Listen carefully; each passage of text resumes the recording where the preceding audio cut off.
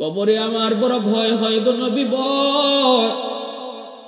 আমার একটা অনুরোধ হলো, আমার ইন্তেকালের পর আমার কাফনের কাপড় আপনি বাজার থেকে কিনেন না, আপনার একটা পরনের জুব্বা আমি ধুইয়া পরিষ্কার করে রেখেছি গো নবী। ওই পুরাতন জুব্বাটা আমি পরিষ্কার করে রাখছি, আপনি আমারে ওই আপনার জুব্বাটা দিয়ে কাফন পরায় দিয়েন, পরনের জুব্বাটা দিয়ে কাফন পরায় দিয়েন। যদি আমি খাদিজার কোনো বদামলের কারণে কবরে আযাব আসে, আগুন আসে, রহমতের নবীর কাপড় যদি আমার কাফন হয়, আমার মন বলে কবরে আগুন আমাকে স্পর্শ করবে না। স্বামী গো, আপনি আমার কবরের পাশ দিয়ে একটু হাইটেন, কবর নাকি চাপ দেয়। কবরের উপরে যদি রহমতের নবী হাঁটা চলা করে, কবর চাপ দেওয়ার সাহস করবে না, সবাই আমাকে কবর দিয়ে চলে আসবে। আপনি আইসেন না, কবরের পাশে দাঁড়ায় তাই কেন? যতক্ষণ পর্যন্ত না আমি মুনকার নাকিরের জবাব দিই, আপনি পাশে থাকলে আমার সাহস থাকবে। ভয় হয় গো স্বামী। আল্লাহ নবী সান্ত্বনা দিয়া কপালে চুমু দিয়া কয়ে, খাদিজা ভয় পেও না, তোমার জান্নাতের সুসংবাদ আল্লাহ পাক তোমাকে দুনিয়ায় তাকতি দিয়া দিছে। কবর তোমার সাথে বেয়াদবি করবে না, এরপরও তোমার সবগুলি কথা আমি রাখবো। রাসূল কবরে নিজের হাতে রাখলেন, আম্মাজানকে নিজের হাতে রাখলেন। পশ্চিম দিকে মুখ করে রাখতে চান, কিন্তু মুখটা সাথে সাথে আসমানের দিকে হয়ে যায়। রাসূল রাখতে চান কিবলামুখী করে, কিন্তু মুখটা আসমানমুখী হয়। রাসূল চায় কিবলামুখী, আল্লাহ চায় আসমানমুখী। এইভাবে কবর দেওয়ার পর মায়ার নবী, দয়ার নবী তার পরনের জুব্বা দিয়েই তিনি কাফন দিয়া কবরে রাখলেন। কবরের পাশ দিয়ে রাসূল হাঁটাহাঁটি করেন, কিছু দূরে এসে দাঁড়ায় রইলেন। মুনকার নাকির কবরে ঢুকবে, কিন্তু যে কবরের পারে দু জাহানের বাদশা রাহমাতুল লিল আলামিন দাঁড়া আছে, ওই কবরে কেমন করে মুনকার নাকির ঢুকে, কোন সাহসে ঢুকে? পাশে দাঁড়ায় রয়েছে আল্লাহ কই, জিবরাইল তাড়াতাড়ি যাও, আমার বন্ধুকে যায় বলো কবরের পাশ থেকে যেন সরে আসে। বন্ধু দাঁড়ায় থাকলে মুনকার নাকির কবরে ঢুকবে না। আর বন্ধুরে নির্ভয় দিও, খাদিজার টেনশন করা লাগবে না, আমি চেহারা কি আসমানমুখী বানায়া দিছি, কারণ আমার খাদিজারে যখন মুনকার নাকির প্রশ্ন করবে, এই প্রশ্ন আমি শুনবো, দেখবো, আর প্রশ্নের জবাব আমি নিজে দিয়ে দিব।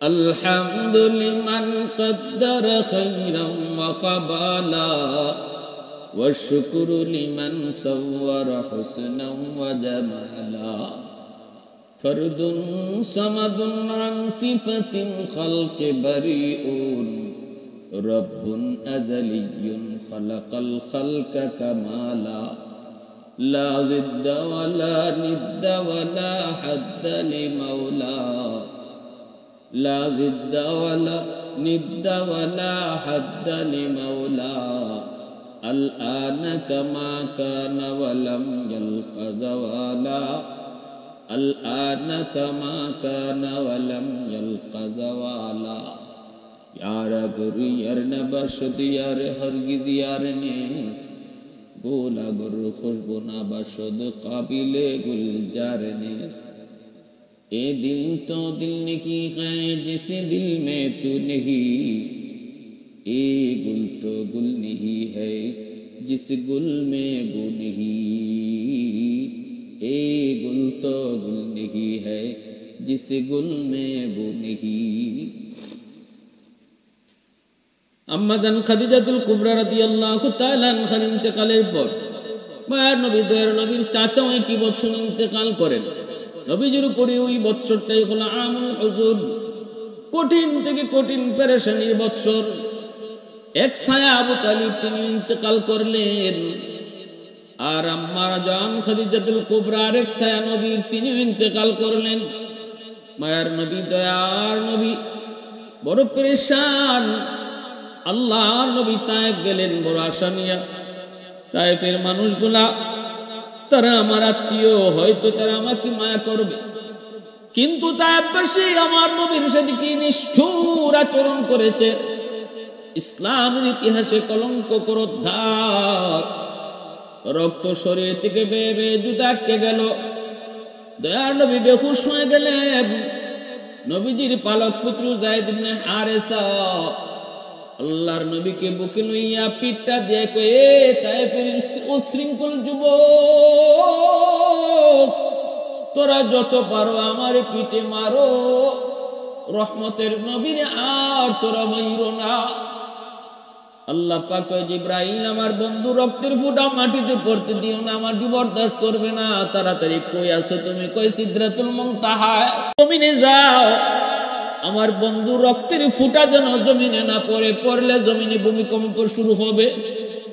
সেই তায়েফের জমিনে নবী রক্তাক্ত আহত। আল্লাহ নবী, দয়ার নবী, মায়ার নবী একটা খেজুর বাগানে যে আশ্রয় নিলেন। উকবা ইবনে আবি মুয়তির খেজুর বাগান। ওই খেজুর বাগানের মালিক উকবা, সে তার গোলামরে পাঠাইছে, যাও মুহাম্মদ রেজাকে খেজুর খাওয়াও। আল্লাহর নবী খেজুর খাইতে গিয়ে বিসমিল্লাহির রহমানির রহিম করছেন। গোলাম সে ছিল ইহুদি, সে বলতেছে, মুহাম্মদ আপনি এই নাম কই থেকে শিখলেন? রাসূল কয়, কেন? কয়, আমি এই নামটা কোত্থেকে শুনলেন? এই নামটা কোত্থেকে শুনলেন? আল্লাহর নবী কয়, কেন? কয়, না একটু বলেন। রাসূল কয়, আগে তুমি কও, তুমি কে? কোথায় তোমার বাড়ি? কয়, নুনিয়া। হযরত জান্নুন আলাইহিস সালাম, ইউনুস আলাইহিস সালামকে বলা হয়। ইউনুস আলাইহিস সালামের এলাকার মানুষ হলো গোলাম। এই গোলাম তখন কয়, আমি জান্নুন, ওই নুনিয়া এলাকার মানুষ। আল্লাহ নবী কয়, ওই এলাকায় একজন নবী ছিলেন ইউনুস আলাইহিস সালাম, তিনি আমার নবুয়তি ভাই। গোলাম অবাক হয়ে গেল, অবাক। কয়, ইউনুস আলাইহিস সালামের নাম তো কোনো নবী ছাড়া জানার কথা না। সাথে সাথে গোলামের ইয়াকিন হয়ে গেছে তিনি আল্লাহর নবী। সাথে সাথে তার ইয়াকিন হয়ে গেছে সে আল্লাহর নবী, আমার নবী, রহমতের নবীর উপরে। ওই গোলাম কয়, আমার বুঝতে বাকি নাই, আপনি আল্লাহর রাসূল, আমাকে এই মুহূর্তে কালেমা পড়ে মুসলমান বানায় দেন। আল্লাহর নবী তায়েফ থেকে মক্কায় ফিরলেন। নবীজির মেয়েরা সবাই যায় একে একে দেখলেন, সান্ত্বনা দিতেছেন। ফাতেমা যায় ঢুকলেন, দরজা বন্ধ করে দিলেন, সবাইকে বের করে। রাসূল কই, ফাতেমা দরজা কেন বন্ধ করো? ফাতেমা কই, বাবা আপনি, আপনার মাধ্যমে আল্লাহর সঙ্গে কিছু কথা বলবো। প্রথম কথাটাই ফাতেমা কান্দে আর কয়, মালিক, ও মালিক, তোমার কাছে জানতে চাই ইব্রাহিমের জন্য যদি তুমি নমরুদের আগুনকে ফুলের বাগান বানায় দিতে পারছো, মূসার জন্য যদি নীল দরিয়ার পানিকে তুমি রাস্তা বানায় দিতে পারলা, তুমি কি পারো না আমার আব্বু, তোমার দোস্ত, তোমার হাবিবের জন্য তায়েফের মাঠে উশৃঙ্খল যুবকগুলির পাথরকে তুলা বানাইতে পারো নাই কি তুমি? পাথরকে তুলা বানিয়ে দিতে কেন করো নাই? আল্লাহ কেন করো না? ইব্রাহিমের জন্য আগুন হলো ফুলের বাগান, মূসার জন্য নদী হলো রাস্তা, আমার আব্বুর জন্য তুমি তায়েফের পাথরকে কেন তুলা বানাইলা না? আল্লাহর নবী কয়, মা রে, এইভাবে কইস না। ও মা, এইভাবে কয় না, আল্লাহর সাথে এইভাবে কথা কয় না। খাতুনে জান্নাত হাওমা করে কান্দে আর কয়, আব্বু আজকে আমার আম্মু নাই, আমি আম্মুর হাত ধরে ওয়াদা করেছি, বাবা গো, আপনারে আমি সান্ত্বনা দিব, সেবা করব। আমার আম্মুরে আমি কথা দিয়েছি, আমি কেমনে নিজেরে বুঝাইমু? আজকে তায়েফের মানুষগুলো আপনার সাথে যে আচরণ করলো, কেমনে বুঝাইমু? আল্লাহ তো পারতো, কিন্তু আল্লাহ করে নাই কেন? ও বাবা, তুমি তো আমার নিষেধ দিবাই, তোমার তো বাবা নাই, জন্মের আগে বাবা হারাইছো, বাবার দরদ তুমি বুঝো নাই গো। তোমার আব্বার তো মাও নাই, বাবাও নাই, বাবাও নাই, মাও নাই। উনিও তো বাপ মার দরদ বুঝে না, কিন্তু আমি ফাতেমা তো বাবার দরদ বুঝি। কেমনে আমি আমার মনকে বুঝাবো? আল্লাহর নবী, রহমতের নবীকে কুলে নিয়ে তিনি যখন সেবা করতেছেন, গরম পানিতে কাপড় ভিজায়া কত জায়গাগুলার মধ্যে দিয়ে দিয়া যখন সেবা করেন, রসুল আরাম পেয়ে একটু ঘুম লেগে গেল। ঘুমের করে আমার নবী স্বপ্নে দেখেন মা আমেনা, নবীর মা আমেনা, যেই মারে 6 বছর বয়সে তিনি মদিনার রাস্তা বোয়া নামক জায়গায় তিনি হারাইছেন। এরপরে আর যেই মারে মা কয়ে ডাকতে পারেন নাই, মা ডাক দিতে পারেন নাই, স্বপ্নে দেখেন ওই মা নবীরে মাথাটা কুলে লইয়া তিনি আদর করতেছেন, সান্ত্বনা দিতেছেন। নবীজি তখনই হাত ধরে, আম্মু এতটা বছর পর তোমাকে পেয়েছি, তোমাকে পেয়েছি, যেতে দিব না। কইছিলা এতদিন মা, তুমি কইছিলা। হাতটা ধইরা আম্মু কইয়া যখন ডাক দিছেন, নবীর ঘুম ভেঙে গেছে। নবী তাকায় দেখেন ফাতেমা কান্দেন। রসুল কয়, ফাতেমা কেন কান্দ? ফাতেমা কয়, বাবা গো, আপনি আম্মু কইয়া ডাক দিছেন, আমার হাতটা ধরছেন, স্বপ্নে আপনি কি দেখছেন? নবী কয়, মারে আমি তো স্বপ্নে আমার মার হাত ধরেছি, বাস্তবে যদি তোমার হাত ধরা হয় তাহলে আমার আল্লাহ পাকের ফয়সালা হলো, আজ থেকে তুমি ফাতেমা শুধু আমার মা না, তুমি আমার মেয়ে না, তুমি আমার মা আমেনা। এজন্য রসুল ফাতেমাকে মা কইয়া ডাকতেন। আল্লাহর নবী সাথে ছিলেন, ফাতেমার সামনে কেউ রসুলকে কটাক্ষ করতে পারতো না। নবীজির মাথায় একবার ধুলামালি নিক্ষেপ করলো এক বেঈমান, ফাতুনে জান্নাত তিনি দৌড়ে গেলেন, রসুলের মাথা থেকে তিনি ধুলাবালিগুলি সরাইলেন। রহমতের নবী, দয়ার নবী, উত্তম আচরণের নবী, উত্তম আখলাকের নবী, খুলুকে আজিমের অধিকারী নবী, তিনি তো খারাপের বদলা দিয়া খারাপ কখনো নেন নাই, কখনো খারাপ বদলা তিনি দেন নাই। খাতুনে জান্নাত ধুলাবালিকে সরাইয়া দুশমনরে ডাক দিয়ে কয়, এ তোমরা কি মানুষ না মানুষ? আমার আব্বা তোমাদের কি ক্ষতি করলো? কি এমন ক্ষতি করলো? কেন আমার আব্বুকে তোমরা নির্যাতন করো, কষ্ট দাও? লজ্জা পেয়ে কাফেররা চলে গেল। রসুল বাইতুল্লাহর সামনে নামাজ পড়েন, নবীজির মাথায় উটের নারী বুড়ি চাপায় দিল, কেউ যায় না। নবী সেজদা থেকে মাথা উঠাইতে পারেন না। খাতুনে জান্নাত খবর পেয়ে দৌড়ায় বাইতুল্লাহর সামনে গেলেন, ধাক্কা দিয়া উটের নারী বুড়ি মাথা থেকে সরাইছেন গো।